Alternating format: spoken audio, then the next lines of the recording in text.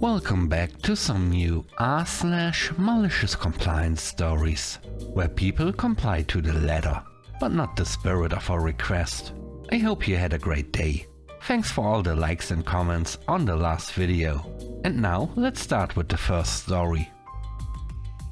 It's called Stop Wasting. Years ago I worked as a laborer at a small food production company.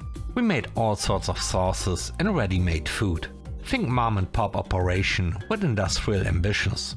One of my jobs was dumping giant cans of tomato sauce into a mixer. Open, pour, toss the can. Simple, efficient, done. But then one of the higher ups had an epiphany. We are wasting sauce. To be fair, 20 to 30 ounces per batch was getting left behind. Out of hundreds of gallons, that's what? Maybe 2 to 3%? Still, every penny counts, right? Their brilliant solution? Use these rubber spatulas to scoop out every last drop. Now, it doesn't take an engineer to figure this out. Rubber plus sharp-edged metal cans is a bad idea. I tried voicing my concern. Hey, won't the cans shred these spatulas and leave bits in the sauce? Just do it. We need to cut waste. Alright then, cue malicious compliance. We start scooping. 10 cans in. Hey, where's the end of the spatula? Yep, chunks of rubber missing. Not tiny scraps. We are talking actual hunks ripped out from scraping the cans. I hand the mangled spatula to my supervisor. He looks at it, doesn't say a word, walks it straight to the boss. 2 minutes later, forget scooping. Just pour and toss the cans like before. Gee, you don't say. That was the first time I realized that just because someone's a manager, doesn't mean they know what they are doing. The next story is called New Rule. I'm 15 and work as a soccer referee. Most games I'm an assistant referee and I always show up 10 to 15 minutes early. Just enough time to check in teams, inspect the field and be ready. One day I arrive for a match where the center referee is an 18-year-old. Let's call him Dave. Dave tells me, you have to show up 30 minutes early. That's the rule. I know that's not true. There's no such requirement. But I stay quiet. The game goes on as normal. After the match, Dave puts me aside. Since you didn't show up 30 minutes early, I'm marking you as a no-show. Translation? I don't get paid. I remind him the rule doesn't exist. Dave just shrugs and walks off. Now here's the catch. If a center ref doesn't have assistants, they get paid a few bucks more. Looks like Dave wanted to pocket that bonus by falsely claiming I didn't show. Big mistake. I log in and immediately sign up as a center referee for every game where Dave is listed as assistant. And guess who shows up only 15 minutes early to each game? That's right, Dave. I say nothing. I simply mark him absent after every match. If I'm not there for showing up 15 minutes early, neither is he. This goes on for over a week. By the time paycheck rolls out, Dave is short by $120. He emails the head referee, let's call him John, asking what happened. John checks the system and tells him, you weren't there, so you didn't get paid. Suddenly, Dave's realizing what happened. Emails start flying between me, Dave and John. Once everything comes to light, Dave is fired for making up rules. I get retroactively paid for the game he tried to cheat me out of. Lesson of the day? Don't try to take advantage of younger people. They might just beat you at your own game. The third story is called No More Testing. A few years back I was head of quality control at a partner company that manufactured transmission components for a major US automaker. My job? Daily audits, inspections and rotation testing. Every part had to rotate 360 degrees smoothly. If it caught or stuck, it failed and got reworked. Simple system. Necessary. Especially when people are buying $50,000 plus vehicles that should actually work. Everything ran fine for a year. I was proud of my work. Then one day, the plant manager and the CEO pulled me aside. We are not doing the rotation test anymore. Just pack the parts and ship them. Hold on, that's a major process change. It must be approved by the automaker. It requires updated written work instructions. It needs formal sign-off and stamping. and absolutely has to go through review by the automaker. I raised every one of these points. They told me to drop it and do as I was told. But first, I covered myself. I drafted an official document stating that I am not responsible for any defective parts being shipped due to the suspension of testing procedures. Then I got it signed by both the CEO and plant manager. Notarized too. They barely skimmed it before scribbling their names. Now, I followed orders. No tests, no checks, just pack and ship. Within a month, complaints rolled in. Returned parts skyrocketed. And one day, the automaker sent upper management to do a walkthrough. They saw it immediately. Wait, why aren't you testing these anymore? Later that day, I was summoned to a conference room. Inside were the plant manager, the CEO, and the executives from the automaker. The plant manager smugly said, "We've learned you are not testing the parts before shipping. Is there a reason for this?" "Yes, you told me not to." "We never said that." I smiled and pulled out the signed and notarized document. "Here's the written directive from both of you. It clearly says I'm not responsible, and you've suspended testing." Their faces went absolutely pale. I then handed the paper to the executives from the automaker. They asked me to leave the room. As I walked out, I handed my 2 weeks notice to the plant manager. I already had another job lined up. I knew the ship was sinking. They pulled the contract. The company got sued for $3 million. They eventually shut down and filed for bankruptcy. Last I heard, the building's empty and I couldn't care less. Just because someone's in charge doesn't mean they know what they are doing. The next story is called Track Changes.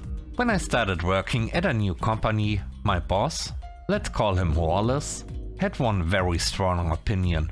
"We do not use track changes here." He told me this on day one, proudly.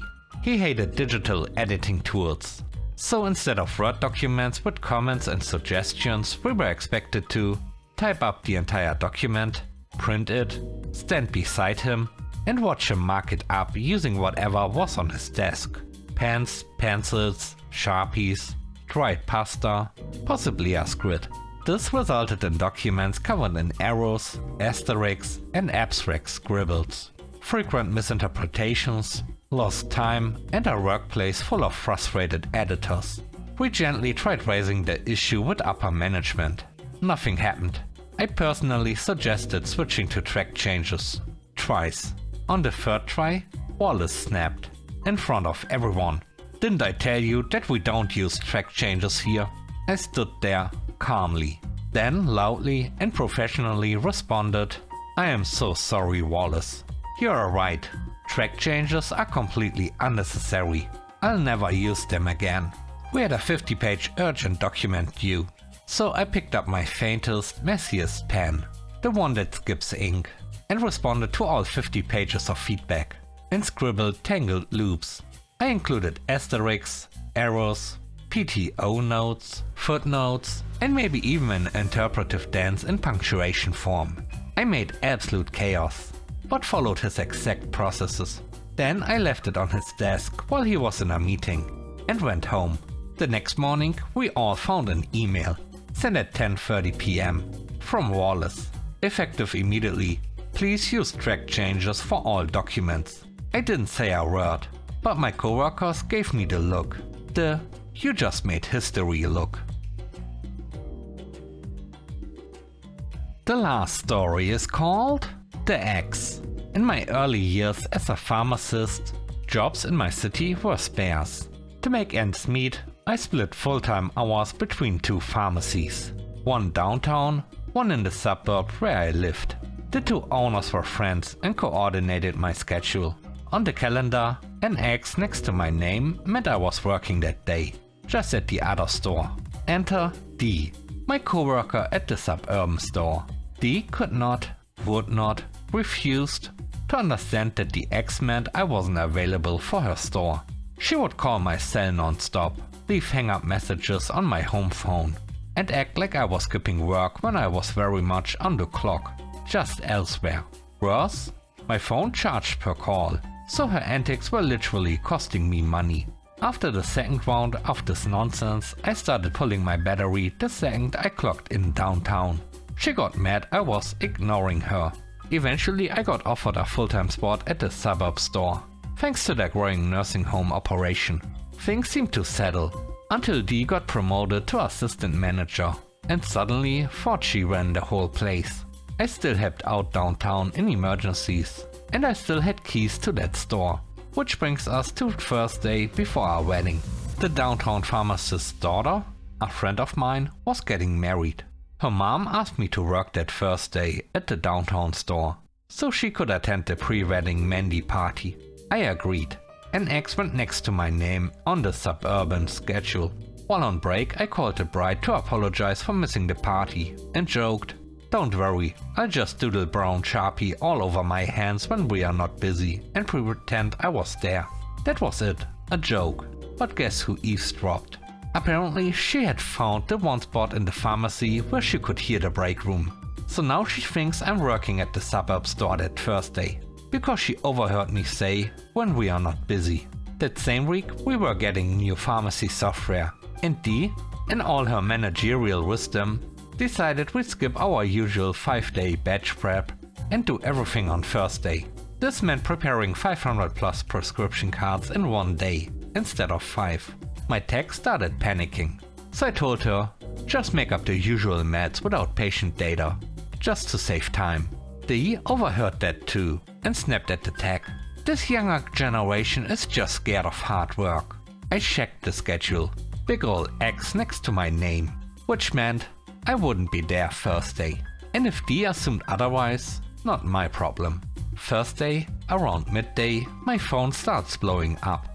It's locked away in the safe since I don't get a lunch break, so out goes the battery. After work I get home to find my answering machine full of Dee, screaming, swearing, the whole show. Turns out she had scheduled a locum pharmacist that morning and gave them 0 instructions. So by the time Dee arrived, nothing was done. She had to stay late finishing over 500 cards by herself. The next day, she storms in furious. "You said you were working. I heard you talking about it." I calmly pointed to the schedule. I was working, just not at this store. The X means I was at the downtown pharmacy. She was speechless. I then learned that she'd been eavesdropping from a corner of the pharmacy. From that day on, I took every break in my car. Thanks for watching the video to the end. I hope you enjoyed it. If you did, please don't forget to leave a like, comment and subscribe. And if you have time, watch another one of my videos. Also, if you want to support me further, check out the channel membership or Patreon. And now, I hope you have a great day. See you soon. Bye bye.